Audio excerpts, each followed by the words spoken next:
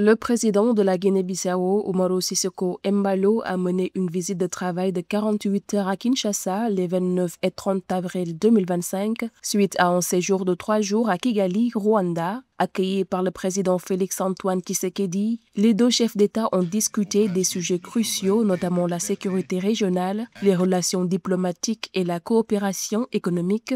Ils ont convenu de réactiver les commissions mixtes pour explorer des projets communs tels que la réouverture des représentations diplomatiques. Dans ce cadre, les deux parties ont annoncé l'ouverture de postes consulaires à Kinshasa et Bissau. Le président Tshisekedi a également souligné l'importance de la déclaration de principe signée avec le Rwanda visant à ramener une paix durable dans l'est de la RDC en cessant tout soutien aux groupes armés, notamment les M23.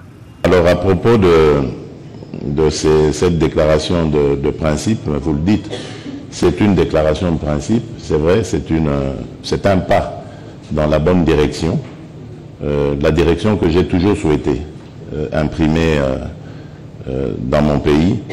Et cet engagement, je l'ai pris devant mon peuple et je le tiendrai jusqu'au bout. Je ramènerai la paix, mais la paix véritable et définitive. Après ce que vous êtes en train de voir, il n'y aura plus de problème d'instabilité en République démocratique du Congo. Ça, c'est mon vœu. Lors de cette rencontre, le président bissau-guinéen a été élevé au rang de grand coordonnateur dans l'ordre national Kabila Lumumba par le président congolais et grand chancelier des ordres nationaux en reconnaissance de son engagement pour la paix et le panafricanisme. Ceci marque une étape importante dans le renforcement des relations bilatérales entre les deux nations africaines. Content d'être décoré parce que chaque fois qu'un frère reconnaît les valeurs de l'autre, et puis ça je porte une haute distinction de la République sœur du Congo, et ça je vais le partager avec le peuple bissau-guinéen.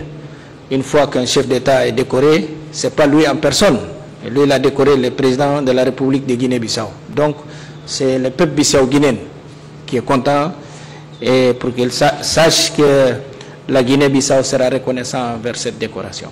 Merci. Le président Umaro Sissoco Embalo a également mis en avant le potentiel de coopération minière entre la RDC et la Guinée-Bissau. Il a souligné que son pays riche en ressources minières encore inexploitées souhaite s'inspirer de l'expérience congolaise pour développer ce secteur. La Guinée dispose de ressources importantes telles que le bauxite, le phosphate, l'or exploité artisanalement, ainsi que des matériaux de construction comme le sable, le calcaire et le granit. En développant ces ressources, la Banque africaine de développement estime que l'industrie minière de la Guinée pourrait générer des revenus estimés entre 15 et 20% du PIB et créer jusqu'à 10 000 emplois.